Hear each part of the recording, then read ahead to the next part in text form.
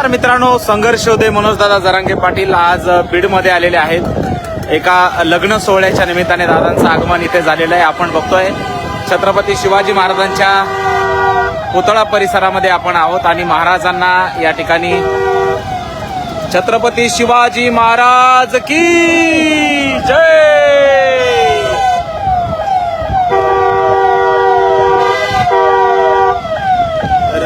दादांचं आगमन बीडमध्ये झालेलं आहे। काही क्षणातच दादा पोहोचतायत।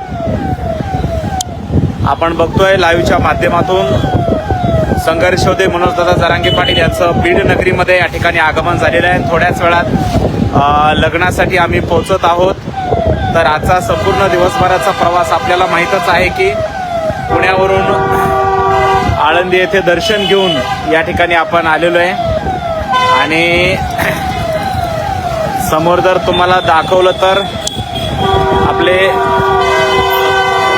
गंगाधर नाना काळकुटे पाटील यांच्या वाढदिवसाचे बर्थडेचे बॅनर देखील बीडमध्ये लागलेले झळकलेले आहेत। नानांना वाढदिवसाच्या खूप खूप शुभेच्छा। आणि आपण आताच बीडमध्ये या ठिकाणी पोहोचलोय। दादांचा संपूर्ण ताफा बीडमध्ये पोहोचलेला आहे। माझ्या पाठीमागे जर बघितलं तर दादांची गाडी पाठीमागे आणि आम्ही पुढच्या गाडीमध्ये आहोत। आणि आता काही क्षणातच आम्ही लग्न सोहळ्यासाठी आता बीडमध्ये या ठिकाणी पोहोचलोय।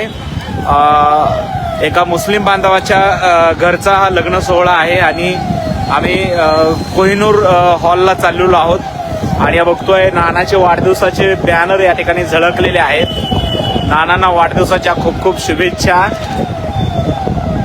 तर आपण बीडमध्ये दाखल झालोय, पोहोचलोय।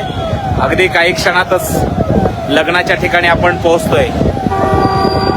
तर मित्रांनो, हे लाईव्ह तुम्ही कुठून पाहताय आम्हाला कमेंट्समध्ये नक्की सांगा। हा व्हिडिओ जास्तीत जास्त शेअर करा आणि पुढे पाठवायला विसरू नका। आज आम्ही बीडमध्ये पोहोचलोय आणि पुण्याला अचानक दौरा झाला होता। जे एमपीएससीचे विद्यार्थी आहेत त्या एमपीएससीच्या विद्यार्थ्यासाठी आपण पुण्याला गेलो होतो। अचानक हा दौरा झाला होता। ज्यावेळी या विद्यार्थ्यांसाठी कुणीच पुढे येऊन लढत नव्हतं, तेव्हा स्वतः मनोजदादा जरांगे पाटील हे या विद्यार्थ्यांसाठी लढलेले आहेत। आणि पोलिसांनी ज्या पद्धतीने मुलांची धरपकड केली होती पुण्यामध्ये आणि त्याच्यानंतर विद्यार्थ्यांना कोणी वाली त्या ठिकाणी राहिला नव्हता। तर खऱ्या अर्थाने या सगळ्या विद्यार्थ्यांना आधार देण्याचं काम त्या ठिकाणी मनोजदादांनी केलं।